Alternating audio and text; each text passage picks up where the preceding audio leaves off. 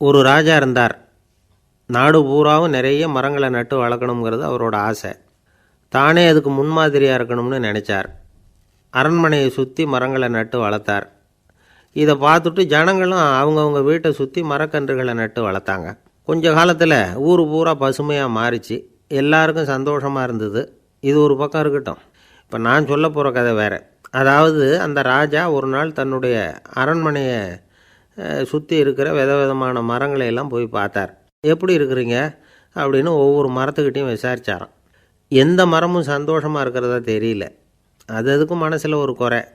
முதல்ல ஆலமரத்துக்கிட்ட போனார். அது சொல்லிச்சு, மண்ணா, நான் நல்லா பெருசாக வளர்ந்துருக்கிறேன், அடர்த்தியாக இருக்கிறேன், கிளையெல்லாம் 4 பக்கமும் நல்லா படர்ந்து தான் இருக்குது. இருந்தாலும் எந்த பிரயோஜனமும் இருக்கிறதா தெரியல. எனக்கு என்னுடைய பழம்லாம் ரொம்ப சின்னதாக இருக்குது. என் கண்ணுக்கு சரியாக புறப்பட மாட்டேங்குது. நான் இருக்கிற சைஸுக்கு என்னுடைய கிளையில் இருக்கிற பழம்லாம் எவ்வளோ பெருசாக இருக்கணும். அது இத்தினூண்டு இருக்கிறது எனக்கு பெரிய அவமானமாக இருக்குது. இப்படி இங்கே நின்றுக்கிட்டு இருக்கிறதே ரொம்ப கூச்சமாக இருக்குது. ஒரு நல்ல புயல் வந்ததுன்னா பேசாமல் சாஞ்சு விடலாமான்னு பார்க்குறேன் அப்படின்னு புலம்புது ஆலமரம். சரி இருக்கட்டும்னு நினச்சிக்கிட்டு ராஜா அடுத்தபடியாக ஒரு அத்தி மரத்துக்கிட்ட போனார். அதுவும் புலம்ப ஆரம்பிச்சுட்டுது. நான் கூட பெரிய மரம்தான், இல்லை இலையெல்லாம் அழகாக தான் இருக்குது, பழம் அழகாக இருக்குது, இருந்தாலும் உள்ள விஷயம் இல்லையே. அத்தி பழத்தை புட்டு பார்த்தா அத்தனையும் சொத்தை அப்படின்னு பழமொழியே உண்டாயிட்டுதே. இப்படி ஒரு கெட்ட பேரோடு நான் இருக்கணுமா அப்படின்னு புலம்புது அது. சரி இது இருக்கட்டும் அப்படின்னு சொல்லி அடுத்தபடியாக வேப்ப மரத்துக்கிட்ட போனார். அது தன்னுடைய வேதனையை வெளியிட்டது. எனக்கு எவ்வளவோ மருத்துவ குணங்கள்லாம் இருக்கிறதா சொல்லிக்கிறாங்க, இருந்தாலும் என்ன பிரயோஜனம்? என்னுடைய பழத்தை மனிதர்கள் யாரும் விரும்பி சாப்பிட்றது இல்லையே அப்படின்னுது. ராஜா அடுத்தாப்புல இருந்த ஒரு பனை மரத்துக்கிட்ட போனார். நான் நல்லா உயரமாக தான் வளர்ந்துருக்கிறேன், மற்ற மரங்கள்லாம் என்னை அண்ணாந்து தான் பார்க்கணும், இருந்தாலும் என்கிட்ட நிழலுக்காக யாரும் ஒதுங்கிறது இல்லையே அப்படின்னுது. என்ன இது எல்லா மரமும் இப்படி திருப்தி இல்லாமல் இருந்துக்கிட்டு இருக்குதே அப்படின்னு நினச்சிக்கிட்டே ராஜா அடுத்தபடியாக அங்கே இருந்த ஒரு பைன் மரத்துக்கிட்ட போனார். அழகாக உயரமாக பசுமையாக தான் இருந்தது, ஆனால் பழமோ பூவோ கிடையாது. அதை நினச்சி அது வருத்தப்பட்டுக்கிட்டு இருக்குது. ஓக் மரம் அது ஒன்று நின்றுட்டு இருந்தது. அது என்ன சொல்லிச்சுன்னா, இலை உதிர் காலத்தில் என் மேலே இருக்கிற எல்லா இலைகளும் உதிர்ந்து போடுது, முடி கொட்டின மனிதர்கள் மாதிரி மொட்டையாக நான் நிற்க வேண்டியிருக்குது, என்ன வாழ்க்கை இது அப்படின்னு சொல்லி அழுத்துக்கிட்டது. சரி புளிய மரம் என்ன சொல்லுது பார்ப்போம்னு அதுக்கிட்ட போனால், என்னுடைய நிழலில் யாருமே தங்க மாட்டாங்க, உடம்புக்கு சூடுன்னு ஒதுங்கி போயிடுவாங்க, அடிமரத்தை பார்த்திங்கன்னா பட்டையெல்லாம் உறிஞ்சி பார்க்குறதுக்கே கேவலமாக இருப்பேன் அப்படின்னுது அது. முருங்கை மரம் என்ன சொல்லிச்சு தெரியுமா, என்னுடைய இலை காயெல்லாம் சாப்பிட்றவங்களுக்கு சத்து கொடுக்கறது வாசவந்தான், ஆனால் என் உடம்புல சத்தே கிடையாது, கொஞ்சம் வேகமாக காற்று அடிச்சதுன்னா முறிஞ்சி விழுந்துடுறேன், என்ன வாழ்க்கை இது அப்படின்னு சொல்லி அது வருத்தப்பட்டது. ராஜா யோசனை பண்ணார். என்ன இது மரங்கள் பூமியின் வரங்கள்னு சொல்கிறோம், மழை பெய்யறதுக்கு அதுதான் காரணம், பூமி செழிப்பாக இருக்கிறதுக்கும் அதுதான் காரணம், வீடு கட்டுறதுக்கு மரம், நாற்காலி செய்ய உபயோகப்படுத்துறதுக்கும் அதுதான் உபயோகப்படுது, மனுஷனுக்கு வேண்டிய ஆகாரங்களையும் கொடுக்குது, இப்படிலாம் இருந்தும் எல்லா மரமும் நிம்மதி இல்லாமல் இருந்துக்கிட்டு இருக்குதே அப்படின்னு நினச்சார். அப்போது அங்கே இருந்த ஒரு மகிழ மரம் அவர் கண்ணில் பட்டுது. அந்த மரம் மட்டும் கொஞ்சம் நிம்மதியாக மகிழ்ச்சியாக இருக்கிறது மாதிரி தெரிஞ்சுது. உடனே ராஜா அதுக்கிட்ட போனார். உனக்கு மனசில் எதுவும் குறை இல்லையான்னு கேட்டார். இல்லை, நான் சந்தோஷமாக தான் இருக்கேன்னு அந்த மகிழ மரம். அப்படியான்னு ஆச்சரியமாக கேட்டார் ராஜா. ஆமாம் மன்னா, இந்த இடத்துல நீங்கள் ஒரு முருங்கை மரத்தையோ வேப்ப மரத்தையோ கூட நட்டிருக்கலாம், ஆனால் இந்த இடத்துல நடுறதுக்கு என்ன தேர்ந்தெடுத்துருக்குறீங்க, அதுவே எனக்கு பெருமை, அதுவே எனக்கு திருப்தி அப்படின்னு தான் மகிழ மரம். மகிழ மரம் சாதாரணமாக தான் இருக்கும், இளம் மஞ்சள் நிறத்தில் பூக்கள், அது காய்ந்தும் மனம் வீசும். மகிழ மரம் மாதிரி மன திருப்தியோடு வாழறதுக்கு நாம் கற்றுக்கணுமா. நாம் இந்த உலகத்தில் ஒரு நாயாவோ நரியாவோ கூட பிறந்திருக்கலாம், மனுஷனாக பிறந்திருக்கிறோம், அதுவே பெருமை தானே. இந்த நிறைவு தான் மகிழ்ச்சியின் ரகசியம். ஒரு பையன் அப்பா கிட்ட போய், அப்பா நீங்கள் இந்த உலகத்தில் ஒரு மனுஷனாக பிறந்தது என்னோட அதிர்ஷ்டம் நானா. ஏண்டா அப்படி சொல்கிறேன்னு இருக்கார் அப்பா. நீங்கள் ஒரு கரடியாக பிறந்திருந்தா இந்நேரம் நானும் ஒரு கரடி குட்டியாக தானே இருந்திருப்பேன் அப்படின்னு நானா பையன். பக்தின்னு சொல்கிறோம் இல்லையா, அது 3 வகைப்படும் அப்படிங்கிறார் ஒரு பெரியவர். அது என்ன 3 வகைன்னா, தெய்வ பக்தி, அடியார்கள் பக்தி, குரு பக்தி. அடியார் பக்தியை விட தெய்வ பக்தியை விட குரு பக்தி தான் ரொம்பவும் சிறந்ததுங்கிறார் அவர். தெய்வத்துக்கிட்ட செஞ்ச பாவம் குருநாதர்கிட்ட தீர்ந்துருமா, குருநாதர்கிட்ட செஞ்ச பாவம் தெய்வத்துக்கிட்ட போனாலும் தீராதான். இப்படி பெரியவங்கள்லாம் சொல்லி வச்சுருக்கிறாங்க. ஒரு காடு, அங்கே அயோத தௌமியர் அப்படின்னு ஒரு தபோதனர், அவர் பல மாணவர்களை ஒன்றா சேர்த்து ஒரு குருகுலம் நடத்திக்கிட்டு இருக்கிறார். பல தரப்பட்டவங்க பல திறப்பட்டவங்க மாணவர்கள் அதில் சேர்ந்து படிச்சுக்கிட்டு இருக்கிறாங்க. பாஞ்சால ராஜகுமாரன் ஒருத்தனும் அந்த குருகுலத்தில் சேர்ந்து படிச்சுக்கிட்டு இருக்கிறான். அவன் பேர் ஆருணி. பெரிய இடத்து புள்ள, இருந்தாலும் படுப்பில் ரொம்ப கெட்டிக்காரனாக இருந்தான். அவன் தான் அங்கே முதல் மாணவன். ஒரு நாள் குருநாதர் அந்த அரசகுமாரனை கூப்பிட்டார். நம்ம குருகுலத்துக்கு சொந்தமான வயலில் தண்ணீர் பெருகி வெள்ளம் வந்து பயிரை வந்து அழிக்குதான், அதனால் நீ போய் மடையை அடைச்சிட்டு வந்துரு அப்படின்னார். அந்த அரசகுமாரன் உடனே புறப்பட்டான். குருநாதர் சொல்லிட்டார்ல, உடனே புறப்பட்டான். நான் பெரிய இடத்து பிள்ளையாச்சே, ராஜகுமாரனாச்சே, ரொம்ப செல்வாக்கூட வளர்ந்தவனாச்சே, நான் போய் வயலில் இறங்கி வேலை செய்கிறதா அப்படின்னுலாம் அவன் நினைக்கல. குருநாதர் கட்டளையை நிறைவேற்ற வேண்டியது நம்ம கடமை அப்படின்னு நினச்சான்.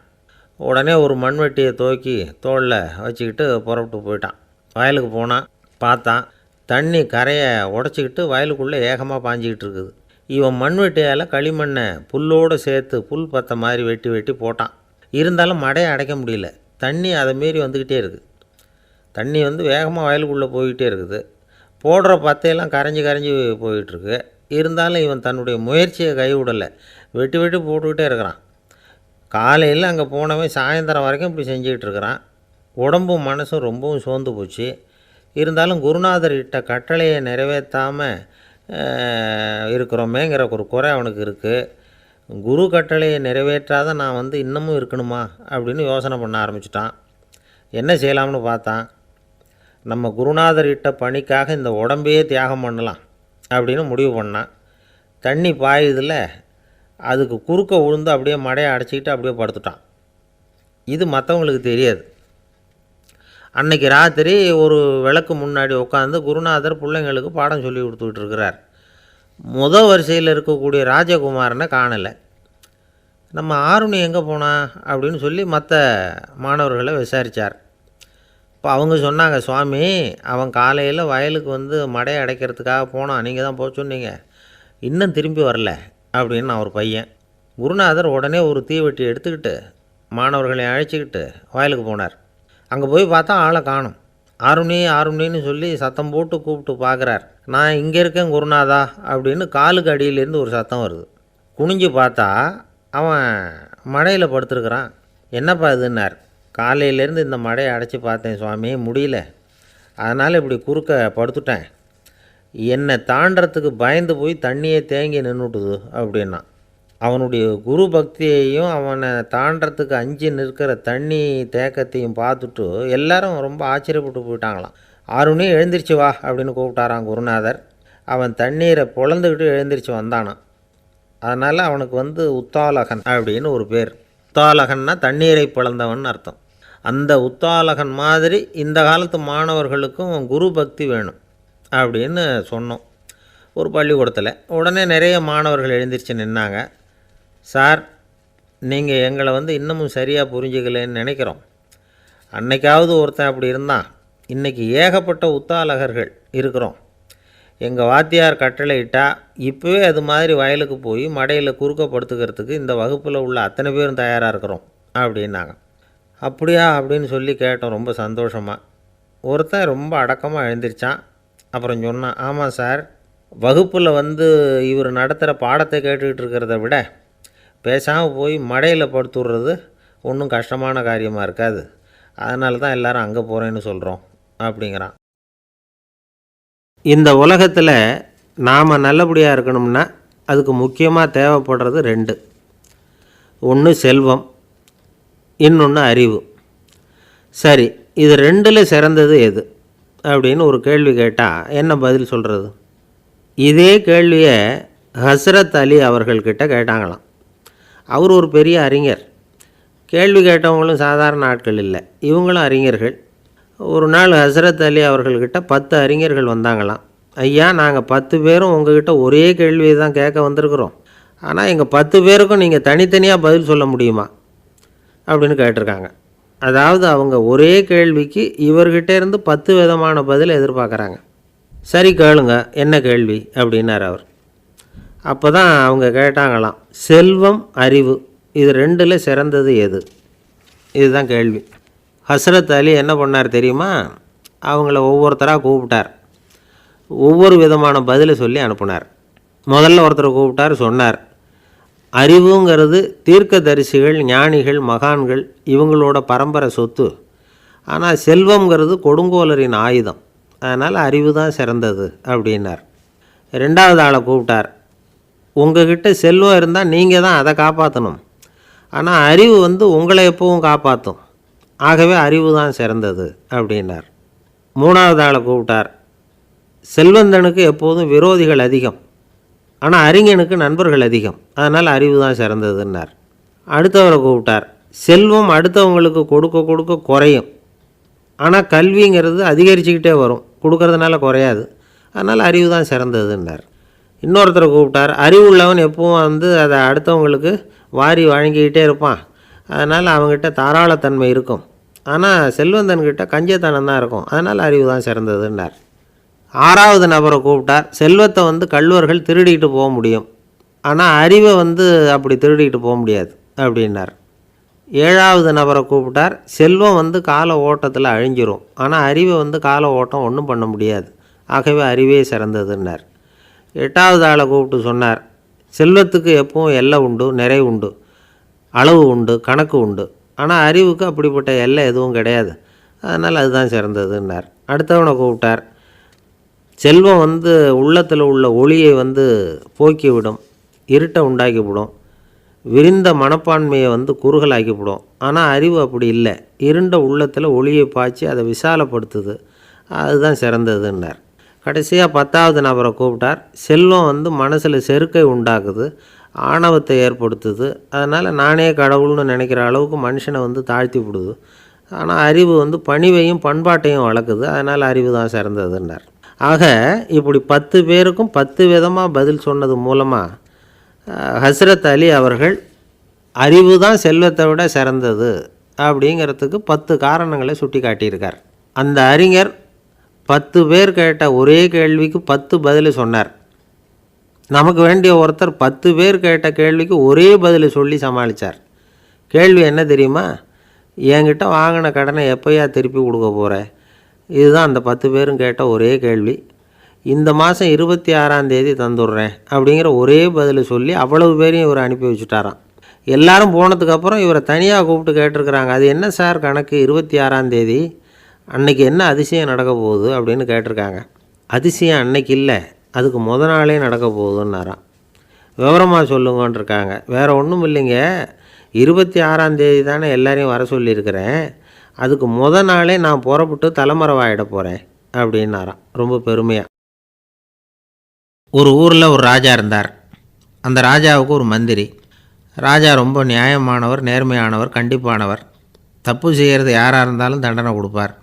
வேண்டியவங்களுக்கு ஒரு நியாயம், வேண்டாதவங்களுக்கு ஒரு நியாயங்கிறதெல்லாம் அவர்கிட்ட கிடையாது.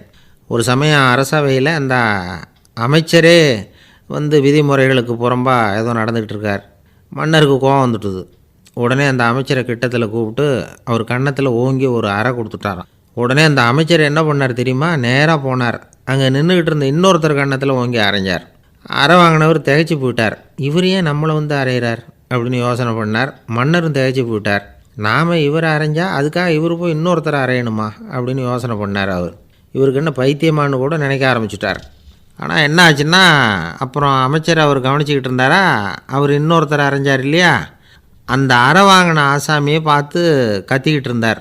யார்? அமைச்சர். ஏன்பா என்கிட்ட அறையை வாங்கிக்கிட்டு இப்படி விவரம் இல்லாமல் நின்றுட்டு இருக்கிறியே, நான் உனக்கு கொடுத்ததை நீ வேறு யாருக்கிட்டையாவது கொடுத்துரு அப்படின்னார். உடனே அந்த ஆள் பார்த்தான். தனக்கு அடுத்தபடியாக நின்றுக்கிட்டு இருந்தவனை ஓங்கி ஒரு அறை அரைஞ்சான். அவன் கன்னத்தை தடவிட்டே யோசனை பண்ணான். இது ஏதோ புரிஞ்சுக்கிட்ட மாதிரி அடுத்தாப்பில் நின்றுக்கிட்டு இருந்தவனை அரைஞ்சான். இப்படி இந்த அறை மாறி மாறி போய்கிட்டே இருக்குது. ஊர் பூரா பிரயாணம் பண்ண ஆரம்பிச்சுட்டுது. அன்றைக்கி ராத்திரி அந்த ராஜா படுக்கிறதுக்காக போனார். அந்த நேரம் பார்த்து அவர் கன்னத்தில் பலார்னு ஒரு அறை விழுந்தது. நம்மளே அரையிறது யார் அப்படின்னு அதிர்ச்சியோட மன்னர் திரும்பி பார்க்குறாரு. அரைஞ்சது அவரோட மனைவி. என்னாச்சு உனக்குன்னு கத்துனார் ராஜா. உங்களுக்கு தெரியாதா, ஊர் பூரா ஒருத்தர் மாற்றி ஒருத்தர் மூலமாக இந்த அறை பிரயாணம் பண்ணிக்கிட்டு வருது அப்படின்னாங்க அந்த அம்மா. அப்படின்னா ஆரம்பித்த இடத்துக்கே வந்துட்டுதா அப்படின்னாராம் மன்னர். என்ன சொல்கிறீங்கன்னு கேட்டிருக்காங்க. இவர் விவரத்தை சொன்னாராம். அப்படின்னா நீங்கள் ஆரம்பித்து வச்ச இந்த விளையாட்டை நான் முடிச்சு வச்சுட்டேன் அப்படின்னாங்களாம் அந்த அம்மா. மறுநாள் காலை மறுபடியும் அரசவை கூடிச்சு அந்த அமைச்சர் மன்னரை பார்த்து கேட்டார், என்ன மகாராஜா, என்கிட்ட கொடுத்ததை திருப்பி வாங்கிட்டீங்களா அப்படின்னாராம். இப்படி நடக்கும்னு நான் எதிர்பார்க்கவே இல்லைன்னார் மன்னர். ஆனால் நான் எதிர்பார்த்தேன். அது எங்கே போயிட போகுது, ஊர் பூரா சுற்றி கடைசியில் உங்ககிட்ட தான் வந்து சேரும் அப்படிங்கிறது எனக்கு தெரியும் அப்படின்னாராம் அமைச்சர். இந்த கதை வேடிக்கையாக இருந்தால் கூட இதில் உள்ள கருத்து முக்கியமானது. இந்த உலகத்தில் பல கருத்துக்கள் இப்படி தான் மாறி மாறி சுற்றி வந்துக்கிட்டே இருக்குது. நம்மால் ஒருத்தன் தன்னுடைய நண்பன் ஒருத்தனை கடத்தெருவில் பார்த்தான். உடனே ஓடி போய் பலார்னு ஒரு அறை கொடுத்தானா. அவன் கண்ணத்தை தடவிட்டு ஏன்டா என்ன அரைஞ்சேன்னு கேட்டிருக்கான். நீ ஏன்டா என்னை முட்டாள்னு என் மனைவிட்ட போய் சொன்னேன் அப்படின்ட்டுருக்கான் அவன். உன்னை ஒரு முட்டாள்னு சொன்னதுக்காகவா நீ என்ன அரைஞ்ச அப்படின்னு கேட்டிருக்கான் இவன். டேய், நான் அதுக்காக அறையலப்பா, அது ஒரு பெரிய ரகசியம். நான் முட்டாளுங்கிறது அந்த ரகசியத்தை நீ ஏன் எங்கள் வீட்டில் போய் சொன்னேன், அதுக்காக தான் அரைஞ்சேன் அப்படின்னு அவன். துருக்மேனியாவில் அஷ்காபாத் அப்படின்னு ஒரு நகரத்தில் ஒரு புவியியல் விஞ்ஞானி இருந்தார். அவர் ஒரு நாய்க்குட்டி வளர்த்தார். ஒரு நாள் முன்னிரவு நேரம் ஒரு மேஜைக்கு முன்னாடி உட்காந்து அந்த விஞ்ஞானி ஏதோ கணக்கு போட்டுக்கிட்டு இருக்கிறார். அவருக்கு ஒரு சின்ன பெண் குழந்தை, அது தொட்டிலில் தூங்கிட்டு இருக்குது. அந்த நாய்க்குட்டியும் ஒரு மூலையில் படுத்து அது பாட்டுக்கு தூங்கிட்டு இருந்தது. ஒரே அமைதி. அந்த நேரத்தில் திடீர்னு அந்த நாய்க்குட்டி துள்ளி எழுந்திரிச்சிது. நேராக குழந்தைகிட்ட ஓடிச்சு. அந்த குழந்தைய அது போட்டிருந்த ட்ரெஸ்ஸோடு சேர்த்து கவ்வி தூக்குச்சு. தூக்கிக்கிட்டு வாசல் பக்கம் ஓடிச்சு. நாய்க்குட்டி குழந்தைய கவ்வி தூக்க முடியுமாங்கிற சந்தேகம் உங்களுக்கு இல்லையா? நீங்கள் நம்ம ஊர் நாய்க்குட்டியவே பார்த்து பழக்கப்பட்டிருக்கீங்க, அதனால் நம்புறதுக்கு சிரமமாக இருக்கும். அந்த ஊர்லெலாம் அது ரொம்ப ஸ்ட்ராங்காக இருக்கும், ஒரு ஏதோ கண்ணுக்குட்டி மாதிரி இருக்கும். விஞ்ஞானி அதை பார்த்துட்டார். உடனே அந்த நாய்க்கு வெறி பிடிச்சிட்டுதுன்னு முடிவு பண்ணிவிட்டு தன்னோட கை துப்பாக்கியை எடுத்துக்கிட்டு ஓடி வந்தார். அவர் வெளியில் நாய்க்குட்டி எங்கே அப்படின்னு பார்த்து தேடுறார். அந்த நேரத்தில் அந்த வீடு இடிஞ்சு விழுது. காரணம் பூமி அதிர்ச்சி. இப்படி பூமி அதிர்ச்சி உண்டாக போகுதுங்கிறது அந்த நாய்க்குட்டிக்கு முன்னாடியே தெரிஞ்சு போச்சு. அதுதான் குழந்தைய தூக்கிட்டு வெளியில் ஓடி வந்திருக்குது. அது மூலமாக அந்த குடும்பத்தையே காப்பாற்றிருக்குது அந்த நாய்க்குட்டி. இந்த சம்பவம் நடக்கிறதுக்கு 3 நாளைக்கு முன்னாடியே சில பிராணிகளுக்கு இப்படி நடக்க போகுதுங்கிறது தெரிஞ்சிருக்குதான். ஆமாம், அந்த நகரத்தில் 3 நாளைக்கு முன்னாடியே பாம்பு, பல்லி இதெல்லாம் அது தங்கியிருந்த வலையை விட்டு வெளியில் ஓடி வந்துட்டுது. அதே மாதிரி அங்கே இருந்த புறாவெல்லாம் பறந்து போயிடுச்சான். இதே மாதிரி யுகோஸ்லோவியாவில் கூட ஒரு நகரம், அங்கே ஒரு நாள் ராத்திரி ஒரு மிருக காட்சி சாலையில் திடீர்னு ஒரு பெரிய கலவரம், கூச்சல், குழப்பம். அங்கே இருந்த கழுதை, புலி, யானை, பறவை எல்லாம் கண்ணாபின்னான்னு கத்த ஆரம்பிச்சுட்டுது. நீர் யானை அதுக்குன்னு போடப்பட்டிருந்த தடுப்பையே தாண்டி குதித்து வெளியில் வந்துட்டு தான். மறுநாள் தான் எல்லாருக்கும் விஷயம் புரிஞ்சுது. அடுத்த நாள் காலையில் அங்கே பூமி அதிர்ச்சி உண்டாயிட்டுது. இப்போ பாருங்கள், அதாவது மனுஷனை போய் தீர்க்க தரிசி அது இதுன்னு சொல்லிகிட்டு இருக்கிறோம். இவனை விட அது பரவாயில்லைன்னு தோணுது. அதாவது மிருகங்கள் ஒன்று நடக்க போகுதுங்கிறத முன்னாடியே புரிஞ்சுக்குதே. சரி, இதெல்லாம் எப்படி அது முன்கூட்டி புரிஞ்சுக்குது? அதுதான் படைப்பு ரகசியம். அதை கண்டுபிடிக்கிறதுக்கு தான் மனுஷன் ஆராய்ச்சி பண்ணிகிட்டு இருக்கிறான். விஞ்ஞானிகளோட ஆராய்ச்சியெல்லாம் ஒரு பக்கம் இருக்கட்டும், வீட்டுக்குள்ளேயே சில ஆராய்ச்சி பண்ணி பாருங்களேன். இப்போ சில யோசனை சொல்லி அதை சோதனை பண்ணி பாருங்க அப்படின்னு ஒருத்தர் சொன்னாராம். அதாவது இப்போ மழை வருமா வராதா அப்படின்னு தெரிஞ்சுக்கணுமா, உடனே ஒரு பூனைக்குட்டி பின்னாடியே மெதுவாக போய் அது என்ன செய்யுதுன்னு கவனித்து பார்க்கணும். பூனைக்குட்டி தன்னோட பாதத்தினால சுகத்தில் அப்படி கீறிக்கிட்டு இருக்கும். அப்படி கீறினா கண்டிப்பாக மழை வரும். சில சமயம் பூனைக்குட்டி அப்படி மல்லாந்து படுத்துக்கிட்டு பாதத்தை உயர தூக்கும், அப்படியும் இப்படியும் புரளும். இப்படி செஞ்சதுன்னா அன்னைக்கும் மழை இருக்காது. அதனால் முன்னாடி இருந்தது மழை வர்றதுக்கு அறிகுறி, இது மழை இல்லைங்கிறதுக்கு அறிகுறி. பறவைகள், பிராணிகள் இதுகளோட நடவடிக்கைகளை பார்த்துட்டு அதையெல்லாம் அடிப்படையாக வச்சு தான் காலநிலையை கண்டுபிடிக்கிற கருவிகளை கண்டுபிடிச்சிருக்கிறாங்க. வாத்து இருக்குல்ல, சில சமயம் தன்னோட அழகை தன்னோட இறகுகளில் அப்படியே புதைச்சிக்கும். அப்படி செஞ்சால் குளிர்காலம் வரப்போகுதுன்னு அர்த்தம். பருவநிலை குளிராக மாறப்போகுதுங்கிறதுக்கு இதுதான் அறிகுறி. சிட்டுக்குருவி இருக்குதுல்ல, அதெல்லாம் புழுதியில் உழுந்து புரளும், சிறகுகளை படபடன்னு அடிச்சுக்கும். அப்படி செஞ்சால் மழை வரப்போகுதுன்னு அர்த்தம். ஒன்று மட்டும் நாம் நல்லா தெரிஞ்சுக்கணும், இயற்கையின் சீற்றம்னு சொல்கிறோம் இல்லையா, இயற்கை ஏன் நம்ம மேலே கோவப்படுது? இயற்கையை நாம் அனுசரித்து போகிறதில்ல, அதனால் கோவப்படுது. காடுகளை அழிக்கப்படாது, விலங்குகளை கொல்லக்கூடாது, இயற்கை ஏற்படுத்தி வச்சுருக்கிற சமநிலையை கெடுக்கக்கூடாது. அதை புரிஞ்சுக்கிட்டு வாழ்ந்தோம்னா பூமியும் நடுங்காது, நாமளும் நடுங்க வேண்டிய அவசியம் இருக்காது. ஒருத்தர் இருந்தார், சாராய கடைக்கு போனாராம், நிறைய சாப்பிட்டார். அப்புறம் சொன்னார், இது ரொம்ப அற்புதமான சரக்கு போல் இருக்குது, உள்ளே போன உடனே இந்த பூமியே நடுங்கிறது மாதிரி இருக்குது எனக்கு அப்படின்னாராம். இதுக்கு கடைக்காரர் சொல்லியிருக்கார், நீங்கள் சாப்பிட்டது வெறும் பச்சை தண்ணி தாங்க, இப்போ ஏற்பட்டிருக்கிறது நிஜம் பூமி அதிர்ச்சி அப்படின்னாராம். ஒரு இலக்கிய கூட்டம் ஏற்பாடு பண்ணியிருக்கிறோம். நீங்கள் அவசியம் வந்து அதில் பேசணும் அப்படின்னு கேட்டுக்கிட்டார் ஒருத்தர். வேணாங்க, 4 பேருக்கு முன்னாடி வந்து நிற்கிறதுனா எனக்கு ரொம்ப கூச்சமாக இருக்கும் அப்படின்னாரு இவர்.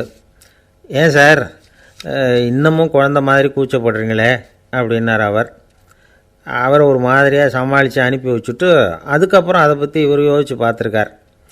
சில நிபுணர்கள் எழுதியிருக்கிறத படித்தும் பார்த்துருக்கிறார்.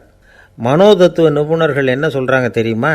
10லேருந்து 20% குழந்தைகள் பிறக்கிறப்பவே கூச்ச சுபாவம் கொண்டதாக தான் இருக்குதான். ஒரு தாத்தா தன்னோட பேர பிள்ளைய ஆசையாக கூப்பிடுறார் விளையாட்டு காட்ட, அதை அழுதுகிட்டு ஓடி போகுது. ஒரு அம்மா தன்னோட பிள்ளைய பள்ளிக்கூடத்தில் சேர்க்கறதுக்காக கூப்பிட்டுக்கிட்டு போகிறாங்க. அந்த புள்ள அம்மாவோட முந்தானையில் ஒளிஞ்சிக்கிட்டு வெளில வரமாட்டேங்குது. இவங்களெல்லாம் எப்படி சமாளிக்கிறது? குழந்தைகளோட கூச்ச சுபாவத்தை போக்குறது எப்படி? இதுக்கு நிபுணர்கள் சில யோசனைகளை சொல்லியிருக்கிறாங்க. மற்றவங்களுக்கு முன்னாடி என் பையனுக்கு கூச்சம் ரொம்ப அதிகம் சார், மற்றவங்க பார்த்தா ரொம்ப வெக்கப்படுறான், இப்படி சொல்கிற அப்பாக்கள் உண்டு. என் பையன் புது மனுஷாலை பார்த்தா அட்டையாக ஒட்டிக்குவான் சார் அப்படின்னு சொல்கிற அப்பாக்களும் உண்டு. இப்படிலாம் குழந்தைகளுக்கு வந்து முத்திரை குத்துறது ரொம்ப தப்பான். புதுசாக யாராவது வீட்டுக்கு வந்தால் குழந்தை தானாக தன்னோட கூச்சத்தையும் பயத்தையும் போக்கிக்கிட்டு சகஜமாக மாறி வர்றதுக்கு வாய்ப்பு கொடுக்கணுமா. ஒரு கூட்டத்துக்கோ அல்லது சொந்தக்காரங்க கல்யாணத்துக்கோ குழந்தைய அழைச்சிட்டு போகிறீங்க, அங்கே போய் கட்டாயப்படுத்தி குழந்தைய மற்றவங்க கிட்ட பேச சொல்லக்கூடாது. சில சமயம் குழந்தை தானாக தன்னுடைய கூச்ச சுபாவத்தை விட்டு பேசுகிறதுக்கு முன் வந்தால் அதை பாராட்டணும். குழந்தை கலகலப்பு இல்லாமல் மௌனமாக இருந்ததுன்னா அதையும் கண்டுக்கக்கூடாது. குழந்தை பேச ஆரம்பித்தா அதை ஆர்வத்தோடு கவனிக்க தெரியணும். கலந்து உரையாடுற பழக்கத்தை வீட்லேயே ஆரம்பிக்கலாம். கேட்டதுக்கு பதில் சொல் அப்படின்னு நீங்கள் அதிகாரம் பண்ணிகிட்டு இருக்கக்கூடாது. அது வந்து குழந்தைக்கு பேசுகிற சந்தர்ப்பத்தை குறைச்சிருமா. இப்போ நாம் அதிகாரம் பண்ணால் கேலி செய்கிற பழக்கம் குழந்தைகளை வந்து ரொம்ப பாதிச்சிருமா. பெரியவங்களானதுக்கு அப்புறமும் சில பேர் கூச்சத்தோடவும் பயத்தோடவும் இருக்கிறதுக்கு இதுதான் காரணம். சின்ன வயசில் அவங்கெல்லாம் ஏதாவது கேலிக்கு ஆளாகி இருப்பாங்க. 2வது குழந்தை மூத்த குழந்தைய வந்து கேலிக்கு ஆளாகிற சந்தர்ப்பங்களை கண்டு கேலி பண்ணினா அது இளம் நெஞ்சங்களை விட்டு நீங்கிறதே இல்லையா. எப்பவும் குழந்தையோட நடை உடை பாவனைகளை பற்றி சொல்லிக்கிட்டே இருக்கக்கூடாதான். அதுவே கூச்ச சுபாவத்தை கொண்டுட்டு வந்துடுமா. அப்பா எங்கேன்னு யாராவது கேட்டால் இது மாதிரி இன்ன காரியத்துக்காக வெளியில் போயிருக்கார், இத்தனை மணிக்கு திரும்பி வருவார் அப்படின்னு சொல்கிற அளவுக்கு குழந்தைகளை வந்து பழக்கப்படுத்தி வைக்கணும். ஃபோன்லேயே யாராவது விசாரித்தா கூட இது மாதிரி பதில் சொல்லு அப்படின்னு சொல்லணும். சின்ன சின்ன மீட்டிங்கில் 4 வார்த்தை பேச தயார் பண்ணலாம். ஒரு கடையிலையோ அல்லது ஹோட்டல்லையோ ஏதாவது விவரம் கேட்கணும்னா உங்கள் குழந்தைய தைரியமாக அனுப்புங்க. குழந்தைகள் பணிவாகவும் பொறுமையாகவும் விவரம் கேட்குறப்போ கூச்ச சுபாவம் தானாக போயிடும். சின்ன வயசுலேயே இப்படிலாம் பழக்கப்படுத்தினா தான் வருங்காலத்தில் தைரியமாக இந்த சமுதாயத்தில் வாழ முடியும். இல்லைன்னா 60 வயசுலேயும் அடுப்பங்கரையை விட்டு வெளில வர்றதுக்கு கூச்சப்பட்டுக்கிட்டு தான் இருக்க வேண்டியிருக்கும். இந்த காலத்து பிள்ளைங்க எவ்வளவோ பரவாயில்ல, எதுக்கும் தயங்குறதில்ல, கூச்சப்படுறதில்ல. ஒரு அம்மா அடுப்பங்கரையிலேருந்து சத்தம் போட்டாங்க, டேய் ராமு, தயவு பண்ணி அந்த டிவியை நிறுத்துறா, அந்த பெண்ணோட குரல் மகா மோசம், அடுப்பங்கரையில் இருக்கிற என்னாலேயே அதை சகிச்சிக்க முடியல அப்படின்னாங்களாம். உடனே பையன் கொஞ்சம் கூட தயங்காமல் பதில் சொல்கிறான், அம்மா இந்த குரல் டிவியிலேருந்து வரல, எழுத்த விட்டு மாமி தான் இங்கே வந்திருக்கிறாங்க, அவங்க தான் இப்போ என்னோட பேசிக்கிட்டு இருக்கிறாங்க அப்படின்னு நான். ஒரு ஊரில் ஒரு ராஜா இருந்தார். அவர் ஒரு பூனை வளர்த்தார். ரொம்ப செல்லமாக அவர் அந்த பூனையை வளர்த்தார். அவர் என்ன பண்ணுவார் தெரியுமா? இரவு நேரத்தில் அந்த பூனையோட தலையில் ஒரு விளக்கை வச்சுருவார். அந்த பூனை ரொம்ப ஜாக்கிரதையாக அந்த விளக்கு கீழே விழுந்துடாமல் பார்த்துக்கும். தலையை ஆட்டாமல் ரொம்ப நிதானமாக ராஜா பின்னாடி நடந்து போய்கிட்டே இருக்கும். அந்த விளக்கு வெளிச்சத்தில் எல்லா வேலைகளையும் செஞ்சுருவார். கையில் ஒரு விளக்கை தனியாக எடுத்துகிட்டு போக வேண்டிய அவசியமே இல்லை. விளக்கை தூக்கிட்டு போகிற வேலையை அந்த பூனை பார்த்துக்கும். அதனால் ராஜாவுக்கு அந்த பூனை மேலே ரொம்ப பிரியம். மந்திரிகளையெல்லாம் கூப்பிட்டு அவங்கக்கிட்ட சொல்லுவார், பார்த்தீங்களா இந்த பூனை எவ்வளவு விசுவாசமாக நடக்குது, என் பேரில் எவ்வளவு மரியாதை பார்த்தீங்களா அதுக்கு அப்படிம்பார். இதை கேட்டுவிட்டு அங்கேருந்து அமைச்சர்களில் ஒருத்தர் சொன்னார், மன்னா நீங்கள் சொல்கிறது சரிதான், இருந்தாலும் இந்த பூனையோட விசுவாசத்தை நாம் கொஞ்சம் சோதித்து பார்க்க வேண்டியிருக்கு அப்படின்னாராம். சரி, உங்கள் ஆசையை ஏன் கெடுக்கணும், நல்லா சோதித்து பாருங்கள் அப்படின்னு சொல்லிவிட்டார் ராஜா. உடனே அந்த அமைச்சர் என்ன பண்ணார் தெரியுமா? எங்கேயோ புறப்பட்டு போனார். ஒரு 5-6 எலிகளை பிடிச்சிக்கிட்டு வந்தார். அரண்மனையில் ராஜா ஏதோ வேலை பார்த்துக்கிட்டு இருக்கிறாரு. பக்கத்தில் அந்த பூனை ரொம்ப பணிவாக நின்றுக்கிட்டு இருக்குது. அது தலையில் விளக்கு எரிஞ்சிக்கிட்டு இருக்கு. அமைச்சர் தான் பிடிச்சிக்கிட்டு வந்த எலிகளை அந்த பூனை பார்வையில் படுறது மாதிரி எதிரில் விட்டார். அந்த எலிகள்லாம் அங்கேயும் இங்கேயும் ஓட ஆரம்பிச்சிது. அதை பார்த்தது பூனை. அவ்வளவுதான். தலையில் இருக்கிற விளக்கை பற்றியும் கவலைப்படலை, ராஜாவை பற்றியும் கவலைப்படலை. ஒரே பாய்ச்சலாக பாஞ்சு எலிகளை துரத்த ஆரம்பிச்சுட்டுது. தலையில் இருந்த விளக்கு எங்கேயோ போய் விழுந்தது, அணைஞ்சு போச்சு. இருட்டில் ராஜா தடுமாற ஆரம்பிச்சுட்டார். இந்த சமயத்தில் அந்த அமைச்சர் மறுபடியும் விளக்கை ஏற்றினார். வெளிச்சம் வந்தது. அதுக்கப்புறம் அந்த அமைச்சர் பேசினார். அரசே, பூனையோட விசுவாசத்தை பார்த்தீங்களா? எலி அது கண்ணில் படுற வரைக்கும் தான் விசுவாசமாக இருந்தது. அது மாதிரி எலியை பார்த்ததும் எல்லாத்தையும் விட்டுட்டு அதை துரத்த ஆரம்பிச்சுட்டு பார்த்தீங்களா? தான் அந்த பூனையை பற்றி நினச்சது தப்புங்கிறது அதுக்கப்புறம் தான் அந்த ராஜாவுக்கு புரிஞ்சுதான். சரி, இப்போ எதுக்கு இந்த கதையெல்லாம் அப்படிங்கிறீங்களா? இந்த பூனை மாதிரி தான் நம்ம மனசும்.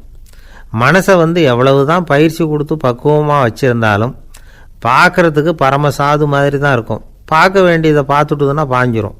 இந்த பூனை மாதிரி புலன் இன்ப பொருள்கள் கிட்டாத வரைக்கும் மனம் அடங்கி இருக்கிறது மாதிரி தான் தெரியும். கொஞ்சம் வாய்ப்பு கிடைச்சாலும் அது குதிக்க ஆரம்பிச்சிரும், தப்பு பண்ண ஆரம்பிச்சிரும். பெரிய பெரிய முனிவர்கள் வாழ்க்கையில் நடந்த வீழ்ச்சி இதை தான் நிரூபிக்குது. புலன்களின் ஆற்றல் அதிகம். அதனால் மனக்கட்டுப்பாடு பயிற்சிகளில் ரொம்ப எச்சரிக்கையாக இருக்கணுங்கிறார் சுவாமி சிவானந்தர். மது பழக்கத்தையே விட்டுவிட்டேன்னு உறுதியாக இருப்பான். கடை கண்ணில் பட்டுவிட்டதுன்னா கால் அவனை கேட்காமலே இழுத்துக்கிட்டு உள்ளே போயிடும். இதுதான் மனசுங்கிறது. அதுதான் அந்த ராஜா வளர்த்த பூனை.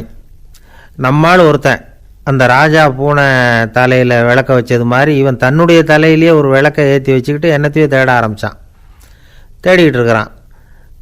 தலையை ஆட்டாமல் நிதானமாக நடந்து ரொம்ப நேரமாக தேடிகிட்டு இருக்கிறான். அந்த சமயம் அங்கே வந்த ஒருத்தர், என்னத்தை தேடுறீங்கன்னு கேட்டார். அதுதான் மறந்து போச்சு அப்படின்னு இழுத்தான். சரி, கொஞ்சம் இப்படி உட்காருங்க, ஞாபகம் வந்ததும் தேட ஆரம்பிக்கலாம் அப்படின்னார் அவர். இவன் கொஞ்ச நேரம் உட்காந்து யோசித்தான். அப்புறம் திடீர்னு எழுந்திரிச்சான். ஞாபகம் வந்துட்டுதுன்னா. என்னன்னு கேட்டார். எங்கள் வீட்டில் இருந்த விளக்கை எங்கே வச்சேன்னு தெரியல, அதை தான் தேடிக்கிட்டு இருக்கிறேன், ஏற்றி வைக்கலாம்னு பார்க்குறேன் அப்படின்னா. ஒரு விவசாயி விதைக்கிறதுக்காக வயல்வெளி பக்கம் போகிறார். விதைகளை அள்ளி வீசினார். அப்போ என்ன ஆச்சுன்னா, சில விதைகள் பாதை ஓரத்தில் விழுந்தது. சில விதைகள் முள் செடிகள் மண்டி இருந்த புதருக்கு இடையில் விழுந்தது. சில விதைகள் நல்ல நிலத்தில் விழுந்தது. பாதை ஓரத்தில் விழுந்த விதை என்ன ஆச்சுன்னா, அதெல்லாம் பறவைகள் கண்ணில் போட்டுவிட்டுது. உடனே உட்காந்து கொத்தி தின்னுட்டு போட்டுது. அதிகமாக மண் இல்லாத பாறை பகுதியில் விழுந்த விதையெல்லாம் லேசாக வேர் விட்டு முளைக்க ஆரம்பிச்சிது. அதுக்கப்புறம் வேர் கீழேயும் ஆழமாக போக முடியல, மேலேயும் சூரிய வெப்பம் அதிகம் தாங்க முடியல, எல்லாம் காஞ்சி கருகி போட்டுது. புதர் பகுதியில் சில விதைகள் விழுந்தது இல்லையா, முள் செடிகள் காடாக மண்டி போயிருந்தது. அதனால் முளைச்சி வர்ற செடிக்கு நெருக்கடி அதிகமாக போட்டுது, சரியாக வளர முடியல, விளைச்சலும் சரியாக இல்லை. நல்ல நிலத்தில் விழுந்த விதைகள் மட்டும் நல்லா முளைச்சிது, நல்லா வளர்ந்தது, விளைச்சலும் பிரமாதமாக இருந்தது. இந்த கதையை சொல்லிவிட்டு கேட்க செவியுள்ளோர் கேட்கட்டும் அப்படிங்கிறார் இயேசு பெருமான். ஆமாம், இயேசு கடலில் நின்ற படகு ஒன்றில் உட்காந்துருக்கிறார். கடற்கரையில் ஏராளமான மக்கள் உட்காந்துருக்கிறாங்க. அந்த சமயத்தில் தான் இயேசு ஓமைகள் மூலமாக மக்களுக்கு பல உண்மைகளை சொல்லிகிட்டு இருக்கிறார். மக்கள் அந்த கதையை கேட்டுட்டு ஒன்றும் புரியாமல் முழிக்கிறாங்க. அதை கவனித்த இயேசு அந்த ஓமையை விளக்க ஆரம்பித்தார். இதில் அந்த விதைக்கிறவர் தான் இறைவன். அவருடைய வார்த்தைகளை விதைக்கிறார். அந்த வார்த்தைகளை கேட்கிற மக்கள் அந்த விழுந்த விதைகள் மாதிரி 4 வகையானவர்கள். சில பேர் பாதை ஓரத்தில் விழுந்த விதைகள் மாதிரி. இறைவன் வார்த்தைகளை அவங்க கேட்குறாங்க, ஆனால் தீய எண்ணங்கள் செய்கைகள் மூலமாக விதைக்கப்பட்ட வார்த்தைகள் அழிஞ்சு போடுது. இறைவன் வார்த்தைகளை கேட்ட உடனே மகிழ்ந்து போய் உடனே சில பேர் அதை ஏற்றுக்கிறாங்க. இவங்கெல்லாம் அந்த பாறை பகுதியில் விழுந்த விதைகள் மாதிரி. அதனால் இவங்கெல்லாம் வேறு இல்லாதவங்க. கொஞ்ச காலத்துக்கு இறை வார்த்தைகளுக்கு கீழ்ப்படிந்து நடப்பாங்க. அதனால் ஏதாவது இடைஞ்சல் ஏற்பட்டால் உடனே தடுமாறுவாங்க. தங்கள்கிட்ட இருக்கிற நல்ல பண்புகளை விட்டுட்டு பாவ வழிகளுக்கு போயிடுவாங்க. முள் செடிகளுக்கு இடையில் விழுந்த விதைகள் மாதிரி உள்ளவங்க யாருன்னா, இவங்களுக்கு உலக கவலை உண்டு, செல்வத்தின் மீது மயக்கம் உடையவர்கள். உலக ஆசைகள் இவங்களுக்குள்ளே பூந்துடுறதுனால அங்கே இருக்கிற நல்ல பண்புகள் மறைஞ்சு போயிடுது. அதனால் அவங்களும் உபயோகம் இல்லாதவங்களாக ஆயிடுறாங்க. நல்ல மனிதர்கள் நல்ல நிலத்தில் விழுந்த விதைகளுக்கு ஒப்பானவர்கள். இவங்க இறை வார்த்தையை கேட்குறாங்க, அதை ஏற்றுக்கிறாங்க, அவங்களும் நல்லபடியாக வாழுறாங்க, அடுத்தவங்களுக்கும் உபயோகமாக இருப்பாங்க. இதுதான் இயேசு சொன்ன விளக்கம். நல்ல வார்த்தைகளை கேளுங்கள், நல்ல வார்த்தைகளை ஏற்றுக்கொள்ளுங்கள், அடுத்தவங்களுக்கு உபயோகமாக இருங்க. இதுதான் பெரியவங்கள்லாம் நமக்கு சொல்லுகிற உபதேசம். ஒரு அப்பா தன்னுடைய மகனுக்கு உபதேசம் பண்ணார். இதை பாருப்பா, நல்ல வார்த்தைகளை கேட்கணும், எப்போதுமே மகன் அப்பா பேச்சை கேட்குறது நல்லது அப்படின்னாராம். நீ ஏதாவது ஒரு தப்பு பண்ணால் என் தலையில் ஒரு முடி நரைச்சி வெள்ளையாக போடும்பா, நீ செய்கிற ஒவ்வொரு தப்புக்கும் என் தலையில் ஒவ்வொரு முடி வெள்ளையாயிடும் அப்படின்னாராம். பையன் யோசித்தான், அப்பா இப்போ தான் எனக்கு புரியுது, தாத்தாவோட தலைமுடி பூராவும் வெள்ளையாக இருக்கிறதுக்கு என்ன காரணங்கிறது எனக்கு இப்போ தான் புரியுது அப்படின்னானா. ஒரு கடைக்கு போனேன், 5 ரூபா பணத்தை எடுத்து கொடுத்தேன். ஒரு தினசரி பத்திரிகையை கேட்டேன். அவர் உடனே அங்கே அடுக்கி வச்சுருந்த பத்திரிகையில் ஒன்று எடுத்து என் கையில் கொடுத்தார், வாங்கிக்கிட்டேன். மீதி பணத்தை எடுத்தார், அதையும் என் கையில் கொடுக்கணும்ல, கொடுக்கல. எதிரில் இருந்த பலகையில் வச்சு எடுத்துக்க சொன்னார். எப்பவும் அவர் அப்படி தான் பண்ணுவார், நானும் எடுத்துக்கிட்டு வந்துடுவேன். இவர் ஏன் இப்படி பண்ணுறாருங்கிறது எனக்கு ரொம்ப நாளாக ஒரு சந்தேகம். ஒரு நாள் அவர்கிட்டயே இதை கேட்டுவிட்டேன், ஏங்க நீங்கள் உங்கள் கடைக்கு பொருள்கள் வாங்குறவங்களுக்கு நீங்கள் பாக்கி சில்லறையை கொடுக்குறப்போ பலகையில் வச்சு விட்றீங்க, கையில் கொடுக்க மாட்டேங்கிறீங்களே, ஏன் அப்படின்னு கேட்டேன். காசை கையில் கொடுத்தா நம்மக்கிட்ட இருக்கிற லட்சுமி போயிடுவா சார் அப்படின்னார். அதாவது பணம் செலவாயிடும் அப்படின்னு அர்த்தமா. இன்னொரு நண்பர், அவர் ஒரு நாள் வழக்கத்துக்கு மாறாக ரொம்ப சோகமாக உட்காந்துருக்கிறார். ஏங்க என்னாச்சு, ஏன் இப்படி கப்பலே கவிழ்ந்தது மாதிரி உட்காந்துருக்குறீங்க அப்படின்னு கேட்டேன். கப்பலே கவிழ்ந்திருந்தா கூட நான் இப்படி கவலைப்பட மாட்டேன் சார், வேறு ஒன்று நடந்து போச்சுன்னார். என்னன்னு கேட்டேன். என் உச்சந்தலையில் பல்லி ஒன்று விழுந்துட்டுதுன்னார். அதுக்காகவா இப்படி அப்படின்னு ஆச்சரியப்பட்டேன். ஆமாங்க, பல்லி உச்சந்தலையில் விழுந்தால் பலன் என்னன்னு பஞ்சாங்கத்தில் பார்த்தேன், மரணம்னு போட்டிருக்கு அப்படின்னு சொல்லிவிட்டு அவர் தொடர்ந்து கவலைப்பட ஆரம்பிச்சிட்டார். இப்படியும் ஒருத்தர், என் கூட வேலை பார்க்குற ஒருத்தர் எப்படி தெரியுமா, தினமும் வலது காலை வச்சு தான் ஆஃபீஸுக்கு உள்ளே நுழைவார். என்றைக்காவது தவறுதலாக இடது காலை வச்சு உள்ளே வந்துட்டார்னா அன்னைக்கு பூரா மனசு சங்கடப்படுவார், எந்த வேலையும் சரியாக ஓடாது. கேரம் போர்டு ஆடுற ஒருத்தர் எப்போ ஆட உட்காந்தாலும் ஸ்ட்ரைக்கரை கை தவறி கீழே விழுற மாதிரி பண்ணி அதுக்கப்புறம் அதை எடுத்துக்கிட்டு ஆட உட்காருவார். ஏன்னா எப்போவும் ஒரு தடவை நிஜமாகவே அது கை தவறி கீழே விழுந்திருக்குது, அன்னைக்கு பிரமாதமாக ஜெயிச்சுட்டார். உடனே ஒரு முடிவுக்கு வந்துட்டார், கை தவறுனா லாபம் அப்படின்னு. அதுக்கப்புறம் அதையே பழக்கமாக்கிக்கிட்டார். பூனை குறுக்க போனால் சகனம் சரியில்லைன்னு நினைக்கிறவங்க உண்டு. ஆனால் ஒருத்தர் எப்படி தெரியுமா, அவர் வெளியில் கிளம்புற சமயம் பக்கத்து வீட்டு ரேடியோவில் மியாவ் மியாவ் பூனை குட்டின்னு பாட்டு சத்தம் கேட்டால் கூட போதும், சகனம் சரியில்லைன்னு பிரயாணத்தை கேன்சல் பண்ணிவிடுவார். இப்போ இவ்வளவும் எதுக்கு சொல்கிறோம்னா, அளவுக்கு மீறின சகுன நம்பிக்கைகள் இருக்குது பாருங்கள், இதோட பயமும் சேர்ந்துக்கிட்டதுன்னு வச்சுக்கோங்க, இது ஒருத்தருடைய மனநிலையை பாதிச்சிடும். இது உளவியல் நிபுணர்கள் சொல்கிற கருத்து. வாழ்க்கையே தடுமாற வச்சிரும். பாதுகாப்பு இல்லாத உணர்வு, ஒரு விதமான டிப்ரெஷன் மனநிலை, இதெல்லாம் தான் இதுக்கு காரணமாக அமையலாம். சில பேர் காய்கறி நறுக்க கத்தியை கையில் எடுத்தால் கூட நேரம் சரியாக இருக்கா அப்படின்னு பார்த்துட்டு தான் வேலையை ஆரம்பிக்கிறது வழக்கம். அறிவு தான் மனசுக்கு வாத்தியாராக இருக்கணும், அப்போ தான் வாழ்க்கை நிம்மதியாக இருக்கும். அறிவு மனசு சொல்கிறபடியெல்லாம் கேட்க ஆரம்பிச்சுட்டுதுன்னா இடைஞ்சல் தான். ஒருத்தருக்கு 7ஆம் நம்பர் தான் ராசியான நம்பரான், 7ஆம் தேதி தான் எந்த காரியத்தையும் ஆரம்பிப்பாராம். 7 எழுத்து வர்றது மாதிரி பேரை மாற்றி வச்சுக்கிட்டார். 7 மணிக்கு தான் தினமும் எழுந்திருப்பார். 7ஆம் நம்பர் வீட்டில் தான் குடியிருக்கார். கல்யாணம் கூட 7ஆம் தேதி தான் பண்ணிக்கிட்டார். அவர் ஒரு நாள் குதிரை பந்தயத்துக்கு போனாராம். குதிரையோட பேரையெல்லாம் பார்த்தார். ஒரு குதிரையோட பேர் 7 எழுத்தில் அமைஞ்சிருந்தது. 7 தானே இவருக்கு அதிர்ஷ்ட நம்பர், அதனால் உடனே அது பேரில் பணத்தை கட்டினார். பந்தயம் நடந்தது. என்ன சார் ஆச்சுன்னு கேட்டாங்க. நான் பணம் கட்டின அந்த என்னோட குதிரை 7ஆவதாக சேர்ந்தது சார் அப்படின்னாராம் சோகமாக.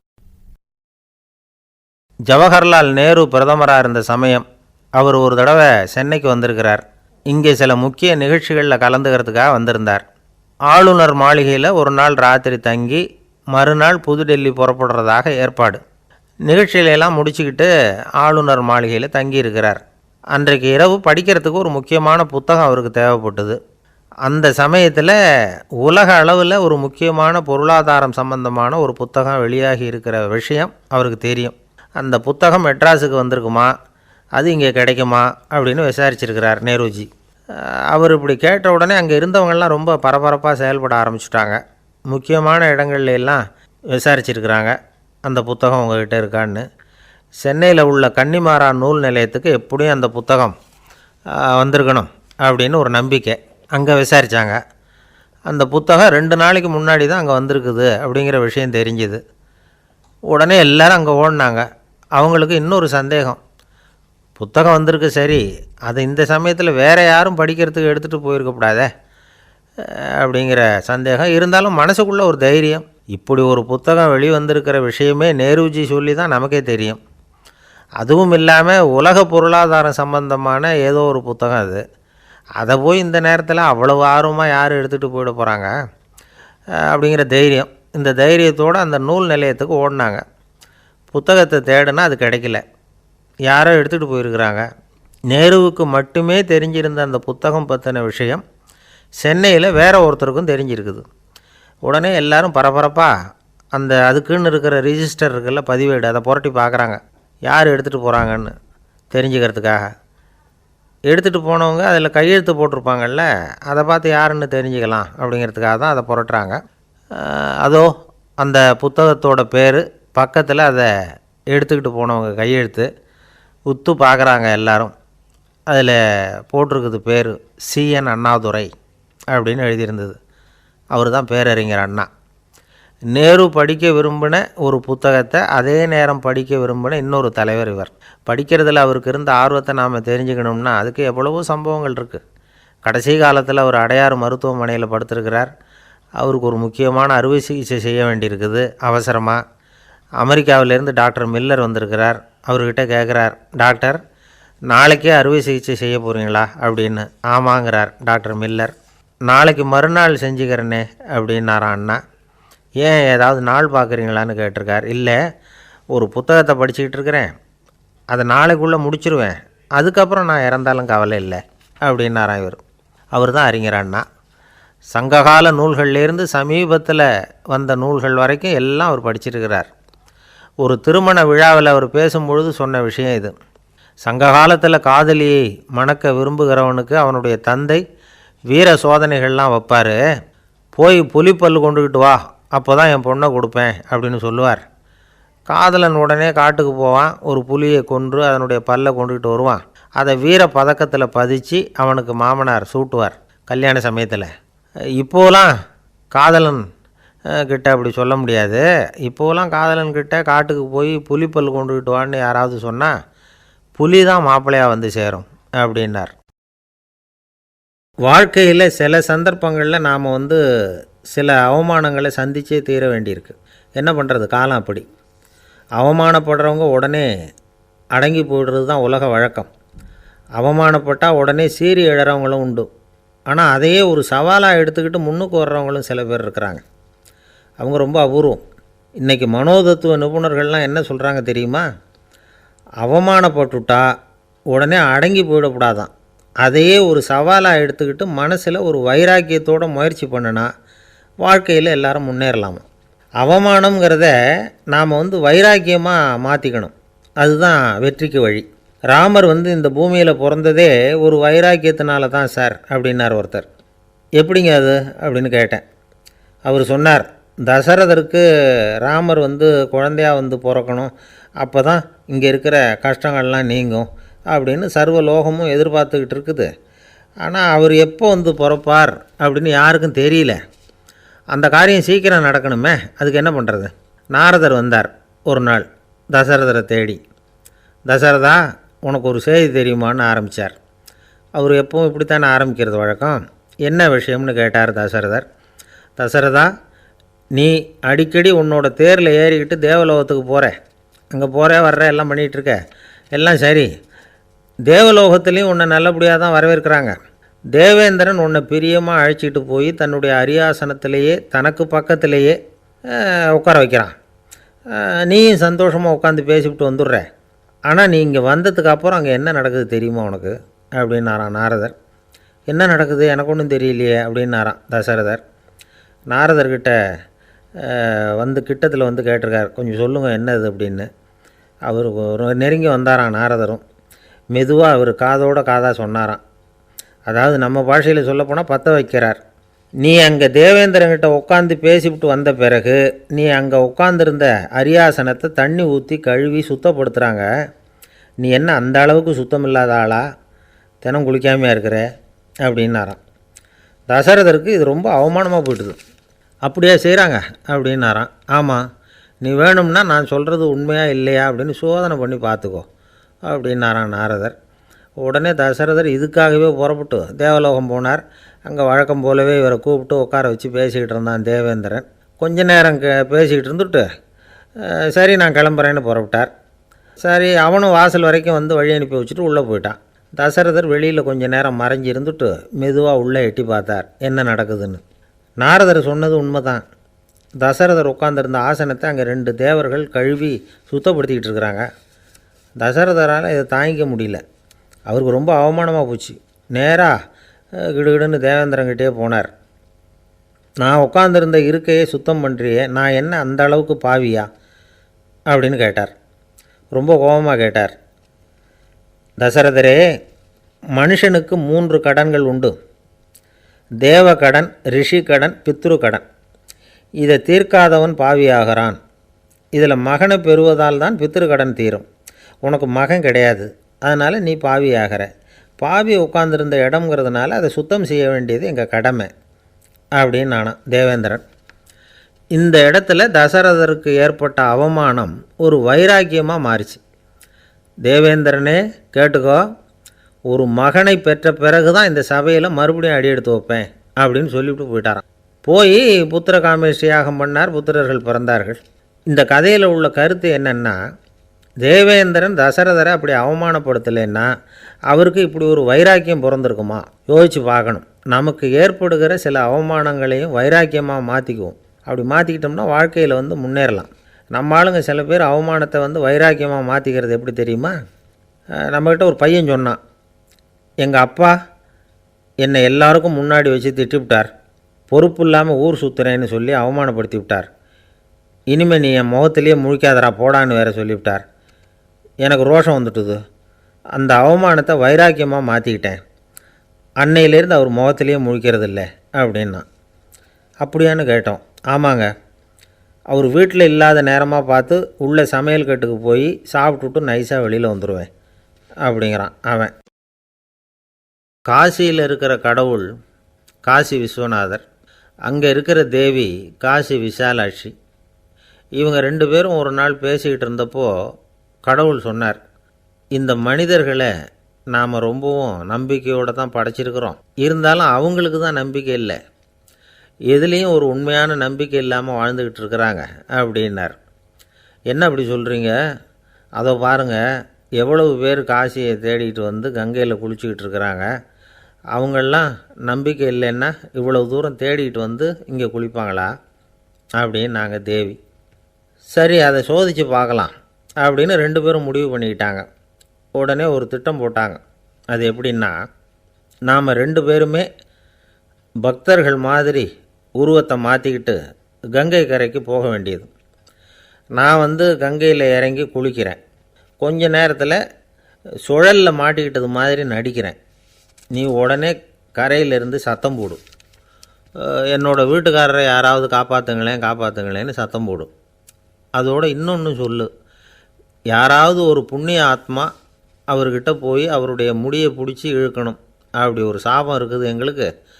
புண்ணிய ஆத்மா, அதாவது எந்த பாவமும் செய்யாத இல்லாத ஒருத்தர் தான் அவரை காப்பாற்ற முடியும். அப்படிப்பட்டவங்க யாராவது வெள்ளத்தில் குதித்து என்னுடைய கணவரை காப்பாற்றுங்கோ அப்படின்னு நீ சத்தம் போடு, கூச்சல் போடு, என்ன நடக்குதுன்னு பார்க்கலாம் அப்படின்னார் கடவுள். சரின்னு சொல்லி 2 பேருமா சாதாரண பக்தர்கள் மாதிரி கங்கை கரைக்கு வந்து சேர்ந்தாங்க. அவர் இறங்கி குளித்தார். திட்டம் போட்டது மாதிரியே சுழலில் மாட்டிக்கிட்டது மாதிரி கத்துனார். கரையில் இருந்த அந்த அம்மா, ஐயோ என் கணவரை காப்பாற்றுங்களேன், யாராவது காப்பாற்றுங்களேன்னு கத்துனாங்க. பல பேர் ஓடி வந்தாங்க. உடனே இவங்க, பாவம் இல்லாத புண்ணிய ஆத்மா ஒருத்தரால் தான் என்னுடைய கணவர் காப்பாற்றப்படணுங்கிறது விதி, அப்படி ஒரு சாபம் இருக்குது, அதனால் புண்ணிய ஆத்மா யாராவது அவர்கிட்ட போய் அவர் முடியை பிடிச்சி தூக்குனா அவரை காப்பாற்றி விடலாம் அப்படின்னாங்க. இவங்க இப்படி சொன்னதும் எல்லோரும் திகைச்சு போய் நின்றுட்டாங்க. ஒவ்வொருத்தருக்கும் அவங்க செஞ்ச பாவம்லாம் ஒவ்வொன்றா ஞாபகத்துக்கு வர ஆரம்பிச்சுட்டுது. சரி, இதுக்கு நாம் லாயக்கு இல்லை அப்படின்னு சொல்லி ஒதுங்கி போக ஆரம்பிச்சிட்டாங்க எல்லாம்.